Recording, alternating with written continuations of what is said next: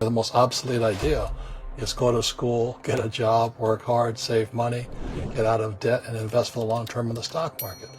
See, why would you save money when they're printing trillions of dollars? Why would you invest in the stock market for the long term when you have HFT, high frequency trading? So what do you do?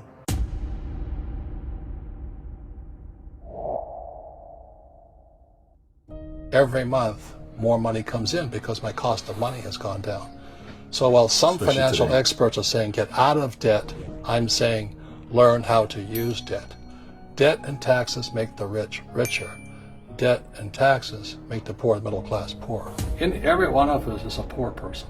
There's still a poor person inside me. There's also a middle class person, and the middle class person wants security.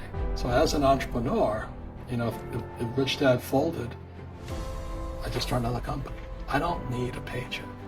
I don't need anybody to take care of me. If my government doesn't like me, I move to another country because they need entrepreneurs. Mm-hmm.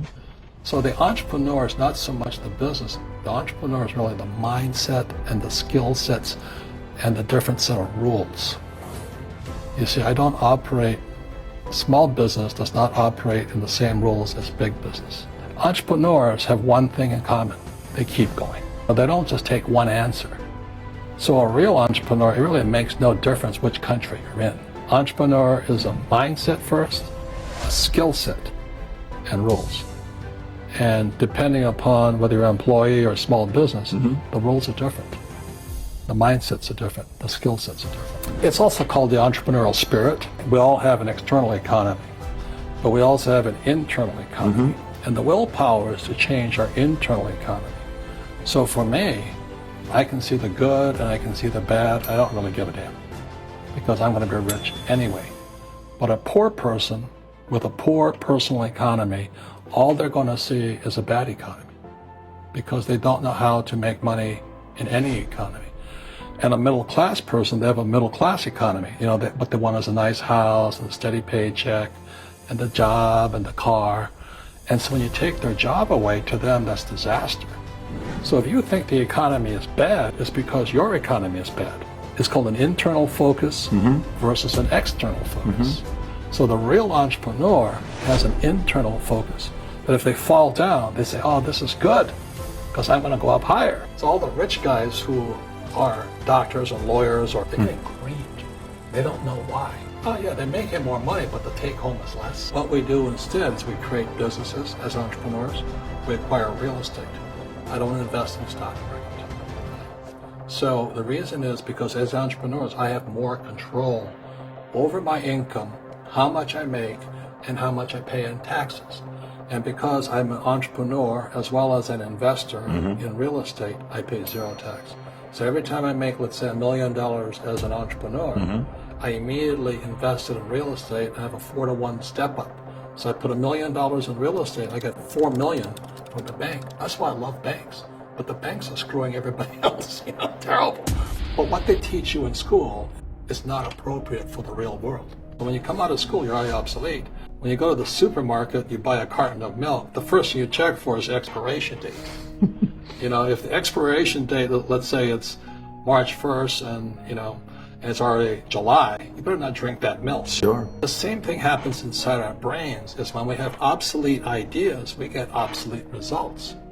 So what's happening for most people, the idea of going to school, getting a job, working hard, saving money, getting out of debt, buying your house because it's an asset, investing for the long term, is obsolete.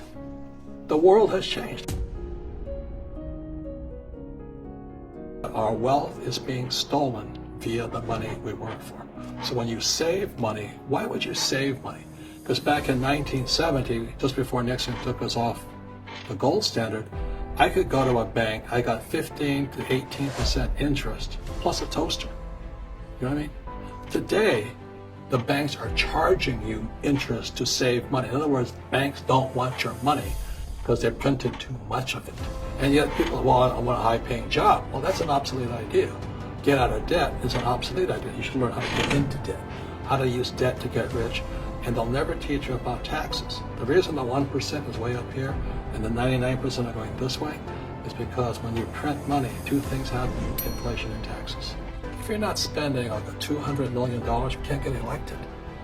So what happens nowadays, what do you call them? Super PACs? Super PACs and all this stuff, Sure. they buy the vote. If you think your vote counts, wake up.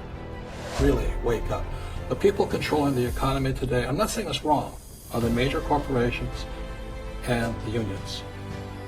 So the unions, they want to get their people elected, and unions control the school system. And the big corporations are kind of more on the capitalist side, and all they care about is their corporations. I always laugh at people, oh, I'm so proud of Apple. It's an American company. It's a BS. Apple is not an American company. Apple's an international company. Its headquarters are in Cupertino, California, but its factories are in China, Korea, the Philippines, and they keep their money offshore. That's really the real world of entrepreneurship today. And any entrepreneur thinks, I'm just going to make money, and I'm going to start a business and make a lot of money, because what we talk about, they really have got to smell the roses, man. That's not what the real entrepreneurs are doing. Okay, so that's why I wrote Rich Dad, Poor Dad. I'm glad people are becoming entrepreneurs, but most of them are still trying to make money. Why would you just make money when you're being ripped off via the money system? And I'm not saying it's good or bad. I like it. I love the big banks. You know why? Because they give me the people who save money. So when you save money, the banks give it to me. Thank God. When you buy insurance, they get it, they give it to me. And that's the game. And who gets the tax breaks? Me. You look at my buddy, not my buddy, I'd like to be his buddy, is Elon Musk. He doesn't pay tax. He gets what, $50 billion? Elon Musk doesn't pay taxes. No, but he gets tax breaks. Sure. So I get tax the breaks. incentives. Yeah, right. And subsidies. So then the LA Times just went, oh, Elon Musk is ripping us off and all that. Well, Elon Musk is doing what all entrepreneurs should be doing, which is providing jobs and bringing in investment. That's what they do. So when Elon, state of New York, I don't know how many millions they put into a factory to build his batteries. Well, they gave it to him for $1 a year. Why? Because when Elon moves his business into this factory, and I think is where Kodak is, anywhere, the Rochester, I think that's where it is. He'll move jobs in there. Nevada just gave him $1.3 billion in tax subsidies and supplements because he's going to move jobs in there. And that's what real entrepreneurs do. Most entrepreneurs, there's 28 million small business owners in America. 24 million are one-person entrepreneurs. They're called non-employee entrepreneurs. And that's what happens is when people don't really understand what an entrepreneur does. So most people are self-employed, but they're not really entrepreneurs. The self-employed pay the highest taxes of all, and nobody tells them that.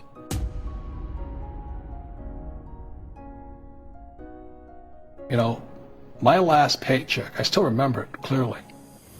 It was one of the worst and the best days of my life. And I was in Puerto Rico. I was working for Xerox, and my boss gave me my last, it wasn't a paycheck, it was a bonus check. I think it was about $30,000 taxable. That's the only problem with that. So I got this check and I went, holy man. You know what I mean? So I was excited, but I was also disturbed. And so this other guy comes up to me, his name was John, and John says to me, he says, you're going to be back. I said, why? He says, because you're going to fail. I looked at him and said, look, few expletive words, because that's what he did. He left Xerox, failed, and he came back. And I said, look, you failed and you came back, but I'm going to fail and I'm never coming back. And that's the attitude. Do you know what I mean? Absolutely. If you say, well, if I fail, I'll go back to mommy and daddy, then that's what you'll do. So if you fail, that's when I became an entrepreneur, because I had no money. I had no money for years. I didn't have a paycheck. But that's what my rich dad encouraged me to do. He says, when you don't have this paycheck, you get hungrier, smarter, and it's a test of your character. Will you become a crook? Will you become dishonest? Will you cheat and steal? Or will you become a better human being? So really, that's the benefit of becoming an entrepreneur, is you really find out who you are when you don't have anything. If you're an entrepreneur and you're going to be a big entrepreneur, leadership skills and communication skills are more important than a law degree. You have probably the number one skill to be an entrepreneur, which is leadership, the ability to listen, to not take it personally, and he'll still get the job done. Now that's why my rich dad never gave me a paycheck. He says the moment you take that paycheck, you're an employee. You've got to be stronger than that. It's about inside control.